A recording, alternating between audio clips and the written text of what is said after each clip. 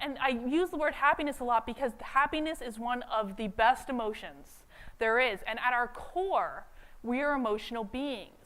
Engagement really comes back to whether or not you're happy, right? And to explain why this is, I'm going to tell you a little story. I'm going to tell you a story about how the brain works. And it all started with me going to a conference. Okay, I live in New Hampshire. I was going to a conference in Austin, Texas one day, and it was like a Sunday morning. It was like 8 o'clock in the morning. I show up at the airport, and I'm finishing my PhD at the time, and so the only book I had the foresight to put in my bag was Advanced Quantitative Research. And as thrilling as that topic is, it was not what I wanted to read at 8 o'clock on a Sunday morning. So I went to the airport bookstore, got your typical paperback bestseller, put it in my bag, got on the plane. Sat down next to this really nice-looking older dude, and he's on the phone with his wife, and he's a very nice suit on, and they're laughing and joking, and you can tell the spark is still there after all those years. And I just sit down calmly, open my book, start reading. A couple minutes later, he has to hang up his phone, and he strikes up a conversation with me. And of course, a couple minutes after that, he says, "Oh, what are you reading?" And I don't embarrass easily, but I have to say, I probably turned a little bit red when I showed him my copy of 50 Shades of Grey. And I confess that I was reading smut. And he laughed, and he pulled out his copy of the Wall Street Journal and pointed to not one, not two, but 3 stories about men in very high-level positions having affairs on their wives and having to resign their positions because of it. And he said, "Look, I'm reading smut too." So what does any of that have to do with employee engagement? Not a damn thing. But now I know I have your attention, and here's why. You have to think of the brain as being in 3 parts: the old brain, the middle brain, and the new brain. The old brain was the very first part of our brain to develop way back when we were cavemen, and it is interested in 3 things: survival, food, and sex. And it is constantly scanning our environment, looking for those 3 things. And if it sees it, it perks up like a dog that has just seen a bone.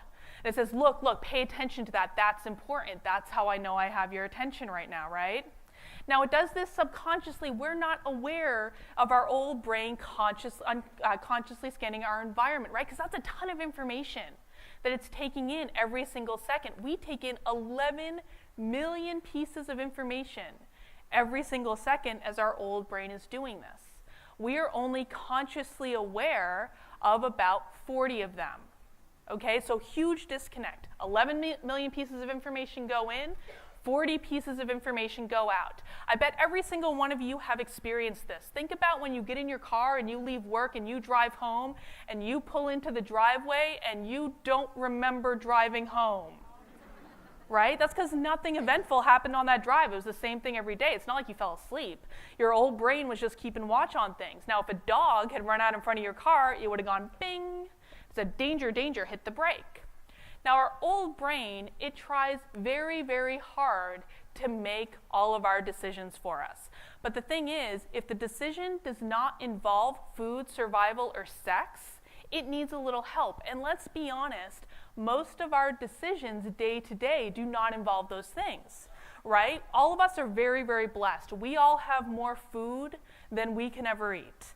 Very rarely are any of us in any real physical danger. And I mean, come on, like if sex is your primary decision maker, that sounds like a little bit of an HR problem right there. So when those 3 factors aren't involved, it has to consult a friend. It has to consult the midbrain. And the midbrain is where we process all of our emotions. And just like the old brain, we do this subconsciously. So think about when you have gut feelings. You just know something is true, but you don't really know why. That's your middle brain. It's processing a ton of information, delivering you an answer. Think about times when you get in a fight with your spouse, and midway through the fight, you don't remember why you're angry anymore. Yeah, I can see the women in the audience nodding, especially on that one. Yeah, that's your middle brain. So it processes all of our emotions. It also processes all of our nonverbal cues that we see.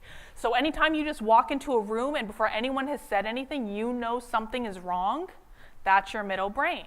So it influences the old brain in all of its decision making. Now, most of us think that we're logical, rational people. But the fact is, We're really not. We make most of our decisions based on our emotions coming out of that middle brain. The problem is the new brain. The new brain is where we process all logic and reason, and it is the only part of the brain that we are consciously aware of. And that's why we think we're logical, rational beings, but we're really making all the decisions behind the scenes with our emotions. And now this next slide is the one you want to take the picture of, okay? Get ready. Oh God, everyone's getting their phones out. Write this one down, put it on a sticky note, put it on your computer monitor when you get back to work. It explains absolutely everything about every situation. Human beings make decisions emotionally, and then they justify them rationally. I'm going to give you a second with that one.